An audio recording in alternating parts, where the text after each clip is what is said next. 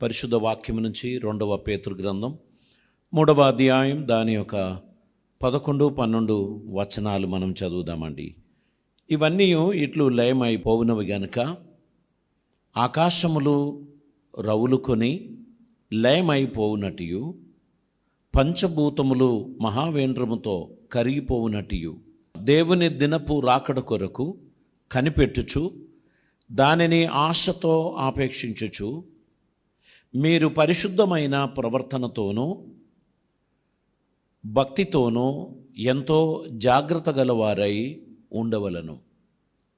ఇక్కడ పరిశుద్ధ వాక్యంలో పరిశుద్ధత పాటించవలసినటువంటి అవసరతను గురించి మన మొదటి పేతురు గ్రంథంలోనే చూశాము. దాని మొదటి అధ్యాయం 16వ వచనంలో ఇలా మనం చదువుచున్నాం. కాగా మీరు విధేయులగు పిల్లలై మీ పూర్వపు అజ్ఞాన దశలలో మీకుండిన ఆశలను అనుసరించి ప్రవర్తింపక మిమ్మను పిలిచిన వాడు పరిశుద్ధుడై ఉన్న ప్రకారం మీరును సమస్త ప్రవర్తనలందు పరిశుద్ధులై ఉండుడి. దేవునికి స్తోత్రం. మనం దేవుని సన్నిధానంలో మన ప్రభువు పరిశుద్ధుడై ఉన్నాడు గనక మనం అందరం పరిశుద్ధులమై ఉండాల్సిన అవసరత ఉంది. పరిశుద్ధుడైన దేవునితో యుగ యుగములు మనం నివసింపబోచున్నాము గనక ఇక్కడనే మనం ఆ పరిశుద్ధతను ప్రాక్టీస్ చేయాల్సినటువంటి అవసరత ఉంది. ఆదికాండము, నిర్గమకాండము మొదలైన భాగాలలో దేవుని పరిశుద్ధతను గురించి అనేక విషయాలు తెలియపరుస్తున్నారు. లేవియ కాండానికి మనం వచ్చినట్లయితే అక్కడ మోషే ద్వారా ఇశ్రాయేలీయులకు ఆజ్ఞలు జారీ చేస్తున్నప్పుడు పరిశుద్ధులుగా ఉండవలసినటువంటి అవసరతను గురించి తెలియపరుస్తున్నారు. లేవియ కాండము 11వ అధ్యాయం దాని యొక్క 45వ వచనాన్ని మనం చదువుదామండి. నేను మీకు దేవుడనై ఉండునట్లు ఐగుప్తు దేశంలో నుండి మిమ్మును రప్పించిన యెహోవాను నేను పరిశుద్ధుడను గనుక మీరును పరిశుద్ధులు కావలను అని తెలియపరుస్తున్నారు. అదే గ్రంథం 19వ అధ్యాయం 2వ వచనం మనం చదివినట్లయితే అక్కడ మనం ఇలాగ చదువుచున్నాము. నీ దేవుడనైనా యెహోవానగు నేను పరిశుద్ధుడనై ఉన్నాను. మీలో ప్రతివాడు తన తల్లికి తన తండ్రికి భయపడవలను. ఇక్కడ లేవియ కాండంలో పదే పదే తెలియపరుస్తున్నారు. మీ దేవుడైన యెహోవానను నేను పరిశుద్ధుడనై ఉన్నాను. మీలో ప్రతివాడు పరిశుద్ధతను పాటించాలి, తల్లిదండ్రులకు భయము కలిగిన వారిగా ఉండాలి అనేటువంటి విషయాలు తెలియపరుస్తున్నట్లు మనం చూస్తున్నాం. చూడండి, మొదటి దినవృత్తాంతముల గ్రంథం 16వ అధ్యాయం దాని 29వ వచనాన్ని మనం చదువుచున్నప్పుడు అక్కడ కూడా మనం దేవుని పరిశుద్ధతను గురించి మనకు తెలియపరుస్తున్నారు. 16వ అధ్యాయం 29వ వచనం. యెహోవా నామమునకు తగిన మహిమను ఆయనకు చెల్లించుడి. నైవేద్యముల చేత పుచ్చుకొని ఆయన సన్నిధిని చేరుడి. పరిశుద్ధ అలంకారములగు ఆభరణములను ధరించుకొని ఆయన ఎదుట సాగిలపడుడి. దేవునికి స్తోత్రం. మనం దేవుని సన్నిధానములో పరిశుద్ధమైన ప్రవర్తన కలిగిన వారిగా ఉండాలని, మన జీవితం ద్వారా దేవునికి మహిమ చెల్లించాలని, ఆయన సన్నిధిలో మనం పరిశుద్ధతతో అడుగు పెట్టాలని, పరిశుద్ధ అలంకారములగు ఆభరణములు ధరించుకోవాలని చెప్తున్నారు. వెండి బంగారములు ధరించుమని కాదు, మనం ధరించవలసిన ఆభరణమే పరిశుద్ధత. దేవుడు హోలీనెస్ను ఎంతో ఇష్టపడుచున్నాడు గనక మనం అందరము ఆయన సన్నిధికి వచ్చుచున్నప్పుడు పరిశుద్ధతను పాటించాలి అనేటువంటి విషయాన్ని దేవుడు తెలియపరుస్తున్నారు. ఈ లోకంలో మనం నీట్నెస్ పాటిస్తే సరిపోతుంది. పరిశుభ్రతకు పరిశుద్ధతకు చాలా తేడా ఉంది. పరిశుభ్రత బాహ్యముగా కనిపించుచున్న శుద్ధి, పరిశుద్ధత ఆంతర్యములో హృదయములో కలుగుచున్న శుద్ధి. పరిశుభ్రత మన వస్త్రములో కనిపిస్తుంది, మన ముఖంలో కనిపిస్తుంది, కానీ పరిశుద్ధత మన హృదయంలో కనిపిస్తుంది. అది బాహ్యములో కనిపించేది మన క్రియల ద్వారానే. అందుకే పొగడు మాటల చేత మనం పొగడొచ్చు, కానీ మన లోపల ఉన్న ఫీలింగ్స్ అది ఎవరికి కనిపించదు, అది దేవునికి కనిపిస్తుంది. ఆయన మన ప్రవర్తన మాత్రమే కాదు, మన అంతరింద్రియములను పరిశీలించువాడు. మన లోపల ఉన్న పరిశుద్ధతను గురించి ఆయనకు మాత్రమే తెలుసు. ఈ లోకంలో మనము మనుషులను సంతోషపెట్టడానికి లేక మాన్యతను పాటించడానికి మన మంచి వేషం ధరించడం, పరిశుభ్రమైన లైఫ్ స్టైల్ మెయింటైన్ చేయడం ఇవన్నీ మంచిదే. కానీ దేవునికి ఇష్టడిగా ఉండడానికి మన హృదయము శుద్ధి గలవారిగా ఉండాలి. హృదయ శుద్ధి గలవారు ధన్యులు, వారు దేవుణ్ణి చూచెదరు అని అంటున్నారు. మన హృదయ శుద్ధి గలవారిగా దేవుని అడుగుజాడలో మనం నడవాల్సినటువంటి అవసరత ఉంది. ఎబ్రీయులకు రాసిన పత్రిక 12వ అధ్యాయం దాని 14వ వచనాన్ని మనం చదువుదామండి. 12వ అధ్యాయం 14వ వచనం. అందరితో సమాధానమును పరిశుద్ధతను కలిగి ఉండుటకు ప్రయత్నించుడి. పరిశుద్ధత లేకుండా ఎవడును ప్రభువును చూడడు. దేవునికి స్తోత్రం. మనము మనుషులను సంతోషపెట్టడానికి బాహ్యమైన ప్రవర్తనలు సరిపోతుంది, మాన్యత కలిగిన మాటలు సరిపోతుంది. పరిశుద్ధత లేకుండా దేవుణ్ణి చూడలేము అని తెలియపరుస్తున్నారు గనక దేవుడు మన హృదయ శుద్ధిని చూస్తున్నాడు. మనం ఒకరితోని చాలా సంతోషం, చాలా కాలం తర్వాత మీరు కలిశారు, ఐఎమ్ సో హ్యాపీ అని అంటున్నప్పుడు ఆ వ్యక్తి చాలా సంతోషిస్తారు. చాలా సంవత్సరాల తర్వాత కలిసినా నన్ను మర్చిపోలేదు, నన్ను గుర్తుపెట్టుకున్నారు, పాతదాన్ని జ్ఞాపకం చేశారు, నేనంటే చాలా ఇష్టం అని అనుకుంటారు. కానీ లోపల ఉన్న భావాలు ఆ వ్యక్తికి తెలియదు, కానీ ఎవరికి తెలుసు? దేవునికి తెలుసు. దొంగ, నువ్వు నటన చేస్తున్నావే అని దేవుడు అంటాడు. సో మనం జీవితంలో దేవుని సన్నిధిలో పరిశుద్ధత పాటిస్తూ దేవునికి ఇష్టలుగా ఉండడానికి మనం ప్రయత్నం చేయవలసినటువంటి అవసరత ఉంది.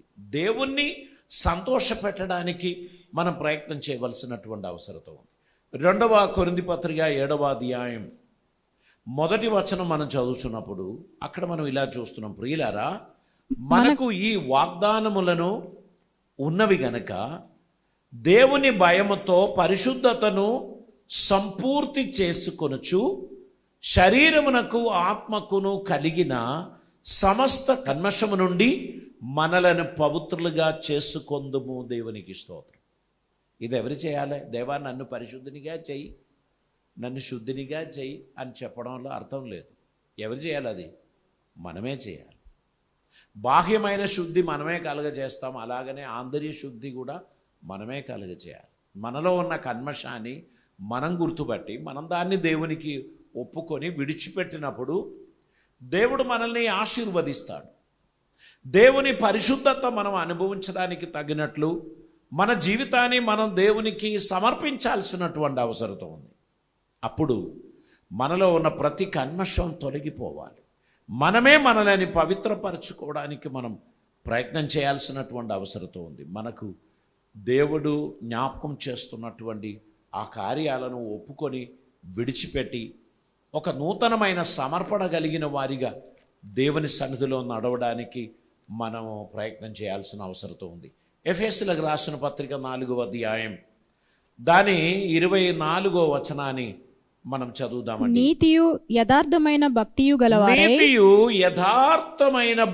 గలవారై దేవుని పోలికగా సృష్టింపబడిన నవీన స్వభావమును ధరించుకొనవలెను. దేవునికి స్తోత్రం. దేవుడు మనల్ని సృష్టించినప్పుడు ఒక అద్భుతమైన స్వభావం మనకి ఇచ్చాడు. ఎప్పుడైతే పాపం చేశామో అవి మనలో నుండి తొలగిపోయింది. కల్మషం మనలో ప్రవేశించింది, స్వార్థం మనలో ప్రవేశించింది, పాపపు ఆలోచనలు మనలో ప్రవేశించింది. గనుక వాటి నుంచి విడుదల పొందడానికి మనం మనలని పరిశుద్ధపరిచి అప్పుడు దేవుడు తన పోలికగా మనల్ని సృష్టించినప్పటి ఆ నవీన స్వభావము ధరించుకొనిన వారిగా దేవునికి ఇష్టలుగా మనం నడవడానికి మన జీవితాన్ని మనం సమర్పించాల్సినటువంటి అవసరం ఉంది. పరిశుద్ధమైన ప్రవర్తన కలిగిన వారిగా మీరు ఉండండి అని చెప్పారు. ఫిలిప్పీ పత్రిక 1వ అధ్యాయం 27వ వచనాన్ని మనం చదువుదామండి. అక్కడ మనం ఇలా చూస్తున్నాము, నేను వచ్చి మిమ్మును చూచినను ఆ రాకపోయినను ఆ మీరు ఏ విషయంలోనూ ఎదురించి వారికి బెదరక ఆ అందరూ ఒక భావంతో సువార్త విశ్వాస పక్షంన పోరాడుచు ఆ ఏక మనస్సు గలవారై నిలిచి ఉన్నారని నేను మిమ్మును గూర్చి వినులాగున మీరు క్రీస్తు సువార్తకు తగినట్లుగా ప్రవర్తించుడి. ఇక్కడ మనం ఎలా ప్రవర్తించాలి? క్రీస్తు సువార్తకు తగినట్లుగా మనము ప్రవర్తించాలంటున్నారు. మీరు ఏ విషయంలోనూ ఎదిరించు వారికి బెదరక అందరూ ఒక భావముతో సువార్త విశ్వాస పక్షమున పోరాడుచు ఏక మనసు గలవారై నిలిచి ఉన్నారని నేను మిమ్మల్ని గూర్చి వినులాగున మీరు క్రీస్తు సువార్తకు తగినట్లుగా ప్రవర్తించుడి. అట్లు మీరు బెదరకుండుట వారికి నాశనమును మీకు రక్షణయు కలుగుననుటకు అనునట్టుకు అది సూచన అయి ఉన్నది. దేవుని సన్నిధిలో మనం సువార్తకు తగినటువంటి ప్రవర్తన కలిగిన వారిగా మనం ఉండాలి. అనగా పరిశుద్ధత కలిగిన వారిగా మన జీవితంలోనూ విశ్వాసంలోనూ మన ప్రవర్తనలోనూ దేవునికి ప్రీతికరమైనటువంటి వారిగా మనం ఉండాలని పౌలు గారు మనల్ని ప్రోత్సహిస్తున్నారు. ప్రియులారా, ఈ జీవితం దేవుని వలన మనకు అనుగ్రహించినటువంటిదే. మనం ఈ లోకంలో లోకమంతా మన గురించి చప్పట్లు కొట్టినట్లు మనం జీవించవచ్చు. అందరూ మన గురించి చాలా గొప్పగా మాట్లాడినట్లు చప్పట్లు కొట్టినట్లు చాలా సంతోషంగా మనం ఉండవచ్చు. కానీ దేవుడు మన గురించి ఏమంటారు అనేది చాలా ఇంపార్టెంట్. దేవుడు మన గురించి ఇచ్చే సాక్ష్యానికి చాలా విలువ ఉంది. యోబు భక్తుని గురించి దేవుడు 1వ అధ్యాయంలో తెలియపరచు మాట మనకు అందరికీ తెలుసు. సాతానుతో దేవుడు అడుగుతున్నాడు, నువ్వు ఎక్కడి నుంచి వస్తున్నావు అంటే నేను భూలోకం అంతా తిరుగులాడి వస్తున్నాను. అప్పుడు నువ్వు నా సేవకుడైన యోబు మీద దృష్టి ఉంచావా అని అడిగాడు. నేను దృష్టి ఉంచితే లాభం ఏంటి? నువ్వు వానికున్న వాటన్నిటికీ కంచె వేసి కాపాడుతున్నావు కనుక నేను దృష్టి ఉంచినా పెద్ద లాభమేమీ లేదు. ఒకటి గుర్తుపెట్టుకోండి, దేవుని యందు మంచి ప్రవర్తన గల వారి చుట్టూ దేవుడు కంచె వేసి వారిని కాపాడుతున్నారు. ఎప్పుడైతే దేవుడు కంచె తీయడానికి అపవాదిని అనుమతిస్తాడో అప్పుడు మాత్రమే వాడు మన మీద దాడి చేస్తాడు. ఎప్పుడైతే దేవుని ప్రొటెక్షన్ మనకు ఉంటుందో అప్పుడు వరకు సాతానుగాడు మన జోలికి రాడు. ఎందుకంటే నువ్వు వానికి ఉన్న వాటన్నిటి చుట్టూ కంచె వేసి కాపాడుతున్నావు కదా అని చెప్పినప్పుడు ఓకే, కంచె తీసేయి, చూద్దాం యోబు తన భక్తిని వదిలిపెడతాడా. ఆయన వంటి ఒక నరుడు భూలోకంలో ఎక్కడా లేడు అన్నాడు దేవుడు. ఏ విషయంలో? అతడు నీతిమంతుడు, నిష్కళంకుడు, దైవభక్తి గలవాడు, చెడుతనం విసర్జించిన వాడు, అటువంటి వాడు వేరొకరు భూమి మీద లేరు అన్నారు. అయితే సాతాను చేసిన కుయుక్తిని బట్టి అనేక రకాలైన శోధనలు, కష్టాలు, బాధలు ఇవన్నీ అతనికి తటస్థించింది. తన ఆస్తి ఎంత పోయింది, తన పిల్లలందరూ చనిపోయారు, తన ఇల్లు కూలిపోయింది, తన పొలం కాలిపోయింది. ఇవన్నీ జరిగినా కానీ యోబు దేవునికి విరోధంగా ఒక మాట కూడా చెప్పలే. మన వాళ్ళు కొందరు ఏదైనా ఒక చిన్న ఇన్సిడెంట్ జరిగితే మనం అంటాం దేవుడు ఎంత పెద్ద అన్యాయం చేశాడు కదా. దేవుడు ఎవ్వరికి అన్యాయం చేసేవాడు కాదు. దేవుడు ఒకరికి అన్యాయం జరగాలని దేవుడు ఆశించడు. ఆయన దగ్గర కీడు ఉండదు. ఎవరికి కీడు కలగాలని దేవుడు ఆశించడు. అవన్నీ కూడా అపవాది తన కుయుక్తిని బట్టి, కుతంత్రమును బట్టి చేసేటువంటిదే. మనం వానికి చోటు ఇచ్చినప్పుడు ఏం చేస్తాడు? దేవుడు మనపై పెట్టిన గొడుగు తీసేస్తాడు.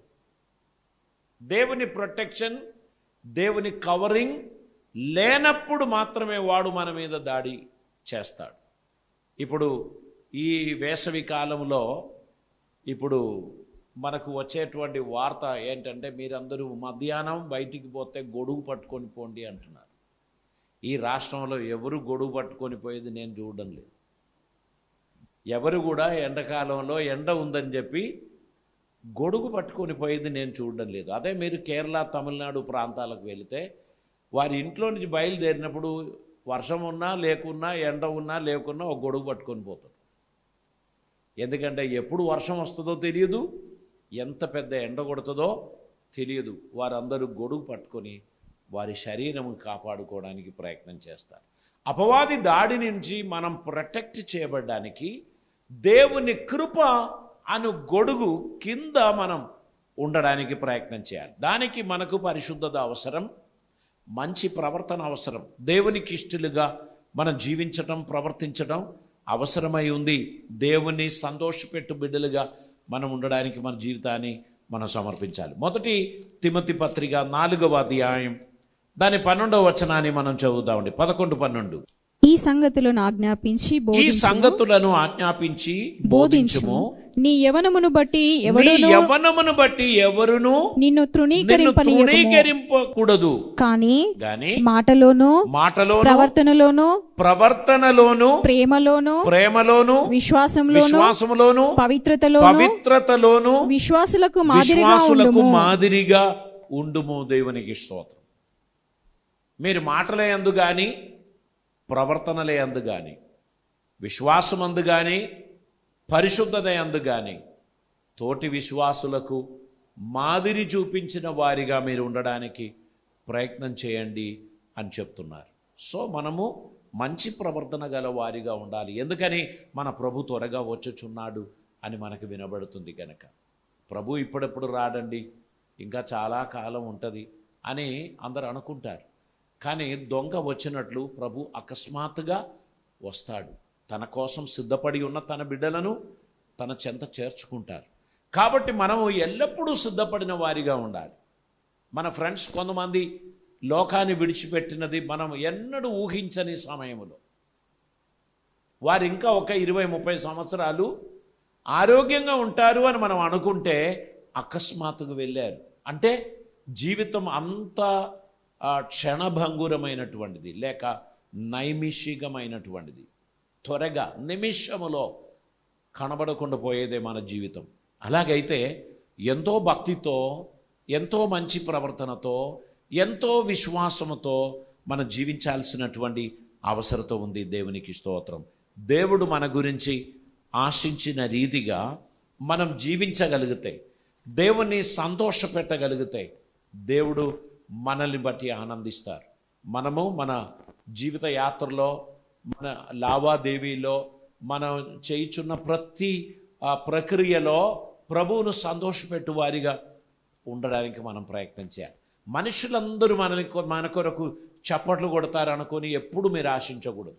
ఈరోజు చప్పట్లు కొడతారు, రేపు వారు సిలువ వేయండి అంటారు, ఎల్లుండి మళ్ళీ చప్పట్లు కొడతారు.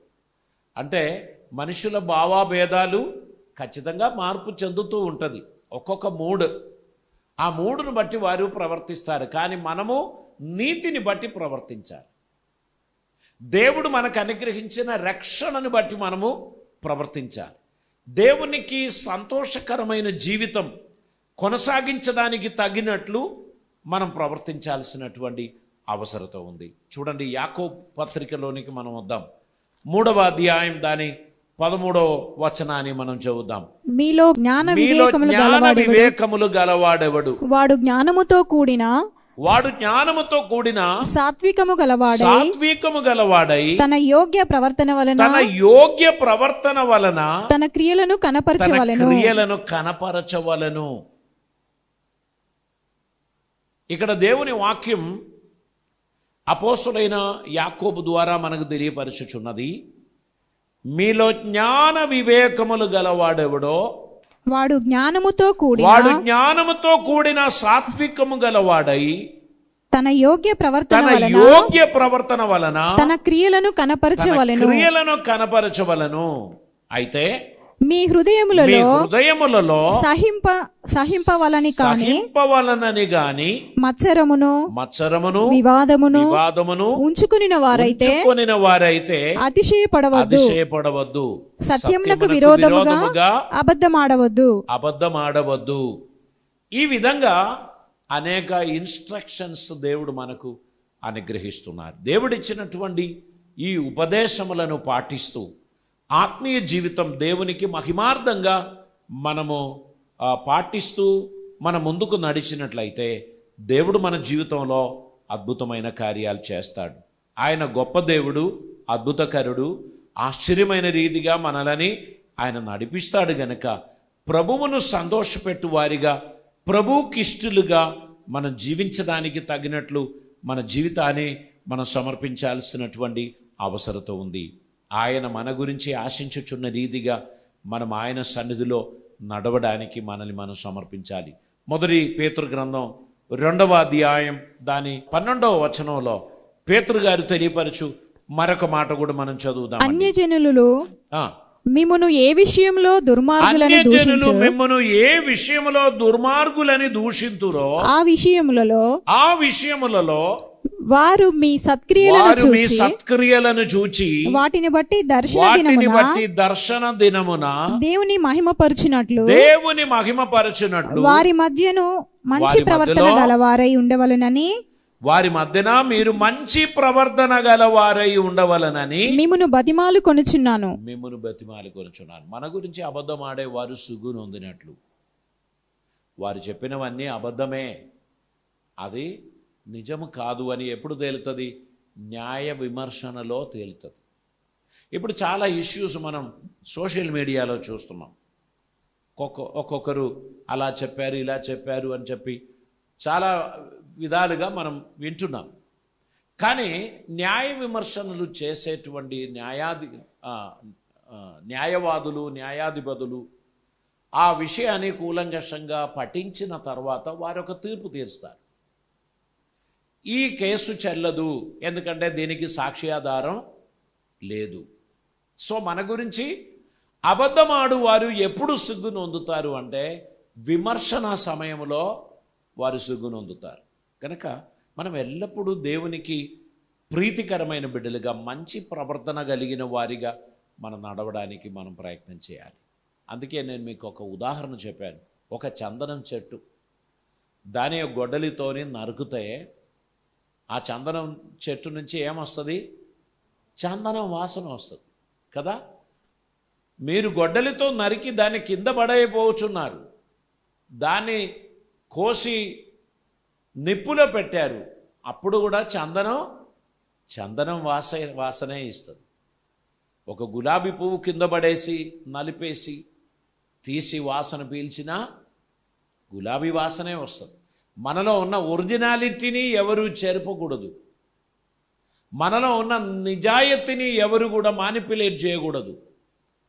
దేవుడు నాకు ఇచ్చిన ఈ డీసెన్సీ లేక ఈ క్లెన్లీనెస్, ఈ రైచువస్నెస్, దాన్ని నేను అమ్ముకోను, దాన్ని నేను విడిచిపెట్టను.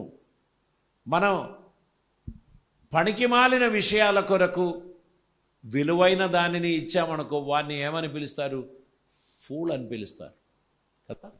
కొంతమంది మీరు రోడ్లో పోతుంటే వారు నిలబడి, సార్ ఈ ఫోన్ ఇస్తాను, నాకు ఒక 500 రూపాయలు ఇవ్వండి అని అంటారు. మనం ఆ ఫోన్ తీసి అటు ఇటు చూసి ఆన్ చేసి చూసా, సూపర్ ఫోన్ అది, 500 రూపాయలు వీడు ఎట్లు ఇస్తాడు అంటే వానికి 5 రూపాయల ఖర్చు లేనిది అది. ఎక్కడి నుంచో కొట్టేశాడు, పట్టుకునే ముందు ఏం చేస్తాడు? విక్రయిస్తాడు, ఎవరికో ఇస్తారు, మీరు తీసుకొని పోండి. మనం తీసుకొని కొంచెం ముందు పోయేటప్పుడే దాన్ని ట్రైస్ అవుట్ చేసి మనల్ని పట్టుకుంటారు. నాకు పలానోడు ఇచ్చాడండి అని చెప్తే కుదరదు. ఈ దొంగ సొమ్ములు కొనుగోలు చేసేవారు కూడా నేరస్తులు అవుతారు. ఎందుకంటే మనకు 500కి ఇచ్చినోని దగ్గర మనకు సాక్ష్యం ఏమీ లేదు, దాన్ని చూసిన వాళ్ళు ఎవరు లేరు. అవునండి, నేను కూడా చూశాను, ఒక అతడు బండి ఆగినప్పుడు వచ్చాడు, ఇట్లా అడిగాడు, అత్యవసరత ఉంది అని చెప్తే ఇచ్చాడు. ఎవరైనా ఇస్తారా 500కు ఫోను? అయితే నీవు ఎట్లా తీసుకున్నావు అది అని ప్రశ్నిస్తారు. మనం జవాబు చెప్పాల్సి వస్తుంది. కాబట్టి గుర్తుపెట్టుకోండి, విమర్శన దినములో మనం నేరస్తులం కాకుండా ఉండడానికి, మంచి ప్రవర్తన కలిగిన వారిగా మనం నడవడానికి ప్రయత్నం చేయవలసినటువంటి అవసరత ఉంది. దేవుడు మన జీవితంలో తన కృప అనుగ్రహించి మనల్ని నడిపిస్తున్నప్పుడు జాగ్రత్త కలిగిన వారిగా మనం ఉండాలి. తల్లు వంచుదాం, ప్రార్థన చేద్దాం. పరిశుద్ధుడైన తండ్రి, కృపామేడువైన దేవా, నీకు వందనాలు. ఇదిగో మేము పరిశుద్ధతతోనూ మంచి ప్రవర్తనతోనూ భక్తితోనూ నీ సన్నిధిలో నడవాలని, నీకు ఇష్టలుగా జీవించాలని మా గురించి మీరు ఆశించుచున్నారు గనక తండ్రి, మేము విసర్జించవలసిన వాటిని విసర్జిస్తూ, మేము హత్తుకొనవలసిన వాటిని హత్తుకొనచ్చు మీ చిత్తం నెరవేర్చు బిడ్డలుగా మీ సన్నిధిలో మేము ఉండడానికి కృప చూపమని ప్రార్థిస్తున్నాం. మీ సన్నిధి సమాధానము ధారాళంగా మాకు దయచేయమని, నీ కృపలతో మమ్మల్ని నింపమని, అద్భుత కార్యములు మా జీవితంలో జరిగించి నువ్వు మహిమ పొందమని, మాలో ప్రతి వారిని ఆశీర్వదించమని, మీ సహాయహస్తం మా జీవితంలో మీరు చాపి మమ్మల్ని ఆదరించి మమ్మల్ని పరిపాలించమని, నీకు ప్రియమైన బిడ్డలుగా మమ్మల్ని నిలబెట్టమని ప్రార్థిస్తున్నాం. మా జాగ్రత్తలు మేము పడడానికి, మాలో ఉన్న మస్టు మేము కరగదీయడానికి, మేము ఉపేక్షించవలసిన వాటిని ఉపేక్షించడానికి, మేము స్వీకరించవలసిన వాటిని స్వీకరించడానికి తగిన జ్ఞానమును, కృపను మాకు దయచేయమని ప్రార్థిస్తున్నాం. నీ కృపలతో నింపమని, అద్భుతములు జరిగించి నీవే మహిమ పొందమని యేసయ్య పవిత్ర నామమున అడిగి ప్రార్థిస్తూ ఉంటున్నాం పరమ తండ్రి. ఆమేన్.